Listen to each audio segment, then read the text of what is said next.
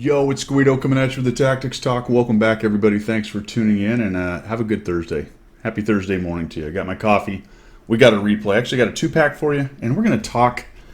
Can we talk about bad teams and bad deployments? Got two examples right here of bad teams and bad deployments.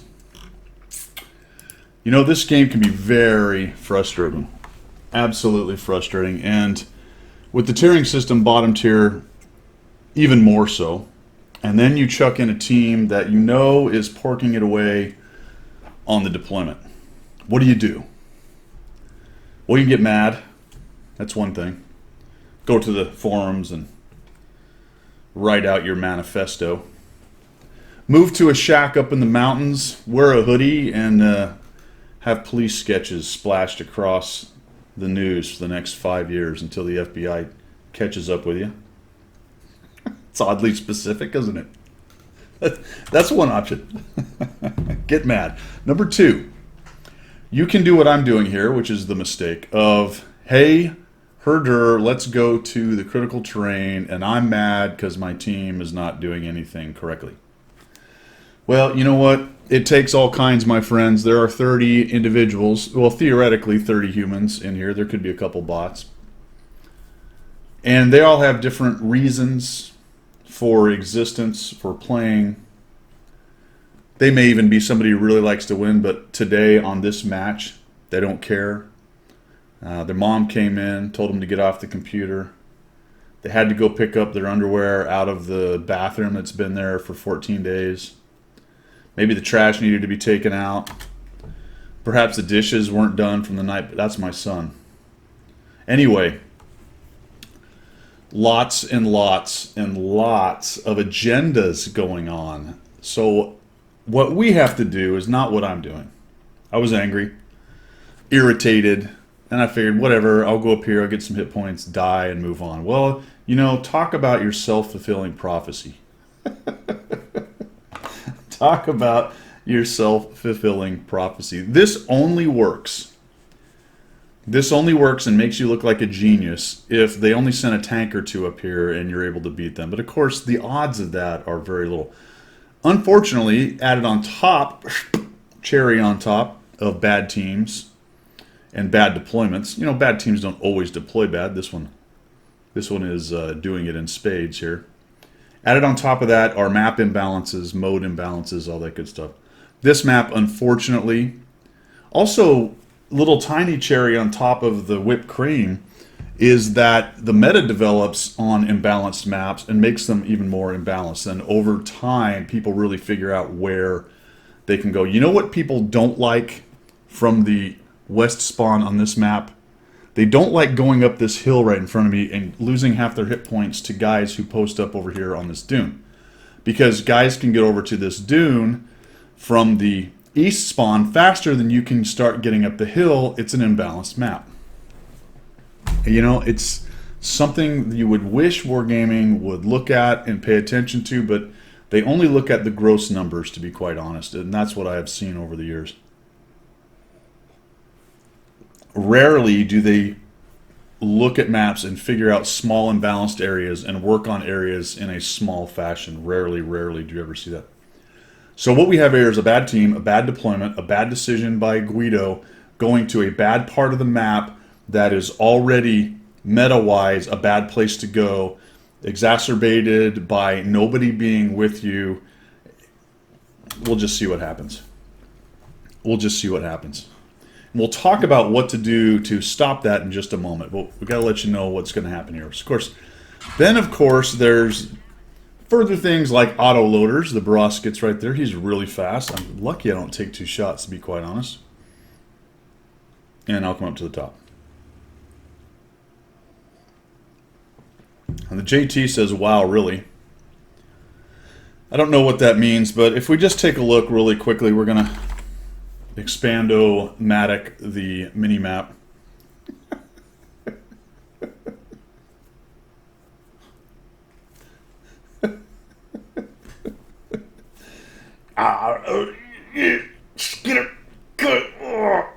Anyway,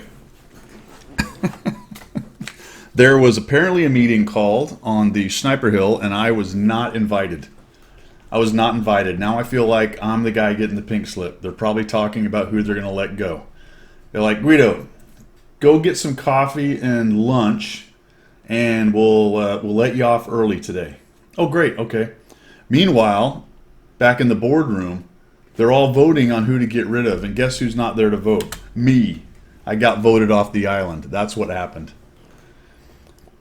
100-01 Mao's JPZ. They all pile into the valley of death, where they shall fear no evil. And I'll just bounce off the pattern, even though I was sort of aiming up under the armor. That's okay, whatever. RNG has a vote, and sometimes RNG further exacerbates it. We'll hit him. Oh, nope, just crit damage. Okay, and let's get out of here. Think we'll get away? Watch. Oh, now the good news here is, at least for a little while, miss. I mean, how many times have you ever seen me miss that many times in a row? Wow. And it just keeps coming because, well, that's a bounce. Oh, geez, look out. We're going as fast as we can. That one hit. Now we're down to a one-shot. Surely, come on, baby. Ooh. Oh, okay. It didn't even track me. That was crazy. Look out. Oh, geez, got tracked that time. That was just one pixel. I should be dead from hours ago. Oh, you missed too. Run. Of course, the Boroska's right there, isn't he? The Boroska knows what's up. I'm going to come around here and go, ooh. Auto aim, boom, he missed. Oh, I'll survive. Yeah, baby. No.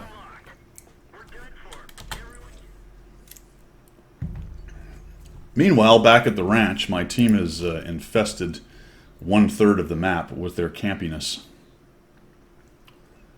I mean, the sheer amount of drool. I bet it's kind of slippery up on this hill right now with all the drool that is probably running down in rivulets. A veritable cascade of mindless drool coating the hill. Pretty soon they're all just going to slide off of it in a lake of their own drool.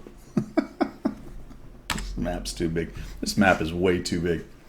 I said we talk about how not to do this. First guy dead, went to a terrible place. Well, that's really the answer, isn't it? It's assessment of what you have, and in the past, I would actually prioritize slightly higher critical terrain positions over bad teams. I think, and we've talked about this multiple times in the past, and it's a work in progress for me as well, but people need to start dialing back even more. We have a big influx of new players. There's always average players. You know, it's one of those things. Am I calling average players bad? In relation maybe to me on occasion, yes. In relation to super incomes, for sure. But it doesn't really matter what the skill of the player is once you get into the match. In terms of you identifying what's going on with your team, right? It wouldn't matter if every other player on my team was a super unicum. If they deployed like this, I wouldn't expect them to, but who knows? Like I said, there's always the one-off that we were discussing earlier. You have to assess your team, take a look what's going on, and bail out of situations like I just put myself into for no good reason really early. Just get out of it. Come on back, see if you can work down into the, I would say, southwest, maybe work the hills right there, potentially cover or help hold the cap, come back up here and kind of get spotting for all the mongoloids that are up here on the top of this hill, sliding off of it in the pools of their own drool. Way better idea than just getting angry, running in, get your 719 damage, and then you're dead, and now you can start typing, doing the keyboard warrior thing. All right, let's get another example of things that can be frustrating in this game.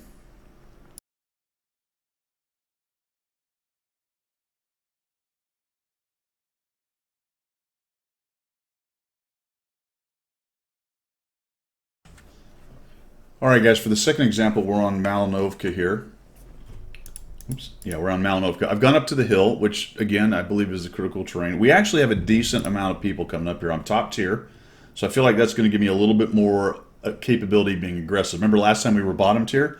So that's part of the calculus. I'm way ahead, but I am a tier 8. What would I expect maybe to get up here with me? Well, it looks like their Type 64 clearly got up here, nice and fast kind of tank. But I really wouldn't expect much else. Maybe the Leo or the Bretagne or the 3045. Potentially the Indian Panzer being a little bit slower. I pretty much came straight up the hill. So I thought like I could grab the hill, kind of lock down the top here, punish anybody who might come up real quick, fall back to the windmill, and then we'd have some time for the STA-1, the IS-3, and the rest of them to come up the hill. Now, remember what I talked about earlier is you don't know necessarily what the skill level of your players are. And when I look at the deployment, I go, okay, this seems reasonable to me. There's way too many down in the south, but they've got the 122 TM busy, the 3045, and the T78.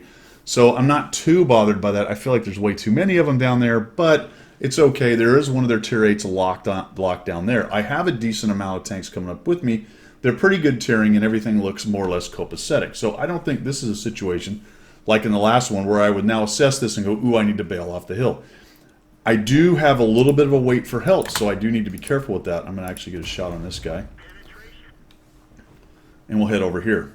There isn't any artillery, so that also informs my decision to go up here. It also informs my decision to come right around the corner. If there was arty, I probably would have posted up behind the windmill for a little while, wait for maybe a shot or two to come in or for them to forget me. So now I'm going to try to work through here and see what we can do. I get spotted. That means somebody's behind that damn bush. That really sucks. The one bush on the entire hill, you can see took a shot at me and missed. So now I will hide behind here. So we have the Eagle 7. He went down low, unfortunately. The Tiger 1 peeled off and is now camping a rock. That's not great. But we do have the STA-1, Hellcat, and here comes the IS-3. So we'll wait up here for just a moment. No need to push out and let 2 or 3 tanks shoot me. Particularly the IS-2-2, that's one of the big ones I'm worried about. But the STA-2 kind of, or STA-1 kind of comes over here, and I figure he's going to spot somebody. Probably get wrecked for it too. Indian Panzer's doing his thing. Can't quite get a turret, and we're going to clearly bounce off of the strong turret. So the STA-1, myself, against 2 of their tier 8s, and finally the IS-3 pulls up and he goes low. And I'm thinking, that's not exactly what I would have liked to have seen from the IS-3, but maybe he'll push in there and start working on the IS-2S. So I decide, you know what, let's go support the IS-3, use some mobility, change the angles I'm on right here. Unfortunately, the STA-1 starts taking hits. And I'm going to push down here and start shooting guys on the side. Hopefully, with my speed, I can sneak up. Now, what I'm expecting right here is for the IS-3 to follow up with me. We have to start making a move because we're starting to lose overall. We have to start putting some damage on these guys. I'm going to stay low in this little hole. We'll come up here and we'll shoot this guy on the side. Target of opportunity is the closest one, so we'll shoot him. And now I'm thinking, oh geez, we got a lot of fellas right here. So here comes the VZ-44. I haven't had a lot of time to pay attention to what the IS-3 is doing. I let him ram me. I wish I hadn't done that, but he doesn't do too much damage because he's not really that heavy of a tank. We'll auto-aim, go around him. We'll thump him. Trying to avoid the IS-2S, so we'll hide. And the IS-3 got a kill. So that's all seeming fine. We're losing still, but we got rid of one of their tanks, and let's start working on this guy. So I back out, using him as armor. There's no arty, so I don't have to worry about it. And so I start backing out. Why? Because I don't see the IS-3 next to me pushing in to kill this IS-2. As a matter of fact, he's still behind that rock. And this is where the spidey senses start to go off, and I'm thinking, uh-oh. Uh-oh. This is not a teammate I can trust right here. So we're going to run back and hide behind the rock. I'm kind of looking at him at this point in the game going, oh my gosh, this is not good. So we'll bail out of this thing, come over this way. And I think more or less making good decisions up to about this point. So we back out. Really, we're starting to lose big time. So just take a look at this. We'll expand the mini-map, see what we got going on. We do have myself and the IS-3. I've taken a hit. The STA-1 and the Tiger 1. This is about the, well, it is not about. It's the only power we have left. There is a G-SOAR over there, but he's alone. So powerful in his own right, but without support, probably in big trouble. And there's an M6 hanging out down there, getting beat up by all the rest of their tanks. And we have a good portion of their power up here. All right. So what do we do? Well, we really need to push into one of the flanks up on this hill. So either the 3 or 4 of us go right up here and we take on the IS-22 and the Indian and kill him off, or me and the IS-3 go get rid of the IS-2S and then come up behind him. So I'm really kind of thinking those guys will start pushing into the IS-2, and I think, all right, let me help them do that. So what I'm going to do is I'm just going to come up top. I find the Indian, and let's just get in and start giving them hell, right? So like I said, I didn't know what the skill level of those other players is. Look at the IS-3. What's the IS-3 doing? He hasn't made a move. Those 3 haven't made a move. The IS-2-2's got him. He actually almost pushes me up and over. I get hit again by the Indian Panzer, who is... that was ram damage. And then I get killed in the back by the IS-2S, who reacted to my move and came up the hill and helped out the Indian Panzer. And not one of them made a move. Now, the IS-3 is finally sort of moving right there, but way late. Now, if we were talking, if we had comms, then we could have coordinated that a lot better and it would have made probably more sense to the guys down below. But they don't really take advantage of that, and off we go. I got 1,797 damage, 247 assist. And this one is more about the team necessarily than the deployment. The problem is you can't know what your team is about unless you've got XVM. And even then, making an assessment off of a color on XVM, if they're green, you can expect almost anything, green or yellow. I mean, if they're red, at least if they're red, they're up forward trying to fight, right? So the idea that you get something out of that, I don't know if it's SA, it's data, but I don't think it's actionable until you see what's happening.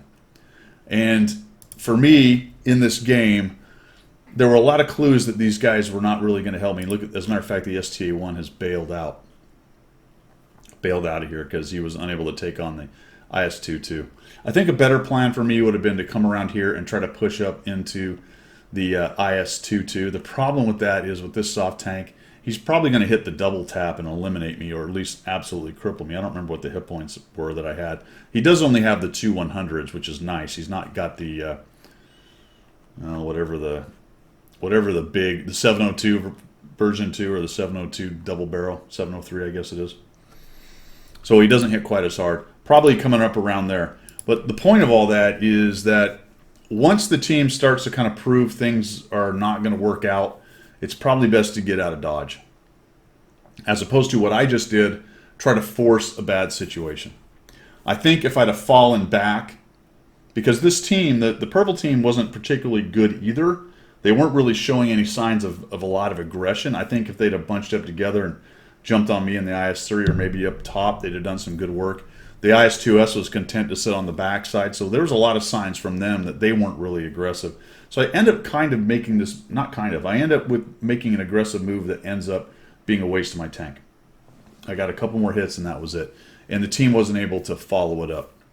So it's not necessarily that you don't trust the team, but it's one of those trust but verify kind of thing. And they had already sort of verified, my team had, that they weren't really up to the task and they weren't really going to do anything. This IS-3 especially is a fairly brand new player and not very good. He spent his whole time hiding behind that rock right there and he ends up dying in the same place. So there you go. Bad teams and bad deployments. The first one we had a little bit of both. And then bad decisions by you can make for a long day. And there's ways to avoid it by assessing what's going on the mini-map. That one was the easiest. The second one here I think was a little harder to assess, but it comes out to the same thing. Bad team, harder to tell it was a bad team because they kind of went to the places you would expect and needed them to be, right? So hard to tell that initially. Bad deployment, not really. It was a decent deployment, but it turns out that once I got to the critical phase of this fight where I needed to get out of there, I ended up trying to get aggressive, and there was no signs from my team that there was any capability to follow that up. And in fact, it was probably a little early on my part anyway, getting a little antsy because the rest of the team was starting to die. So falling back down there to where the STA-1 was might have helped me farm more damage and maybe been able to pull this thing back around. All right, hope that helps, man. There's a lot to it on the assessment. Hindsight is always 20/20, obviously. So if anybody sees any other data in there or points to ponder, go ahead and chuck them out for everybody. But one way to sort of figure out why these things happen to you is to take a look at it in the replays in a debrief kind of way and go, all right, here's where I got dead, right, at minute 10:28. How did I get here? What were the decisions I made that got me here? What were decisions I could have made to not got me here? To not got me here. So, but what I will say at the end is do not be the guy who looks at all this and says, well, screw it, I'm just going to go to Drool Hill and slide down the hill in a puddle of my own drool. On both of these, the first one and the second one, you can go to those positions see what's going on a little bit and get out. Now, in the first example, I needed to get out way early. I didn't need to go up the hill. Once I saw nobody coming, I should have turned around and gone back. On this one, we had the opportunity to get up to the hill and do some things and then bail out much earlier than being dead. So I hope that helps everybody with some of the assessment in the game and how to avoid these kinds of situations. Sometimes your purpose in life is to serve as a warning to others. And that is definitely what these two did. Have a great Thursday. We will see you.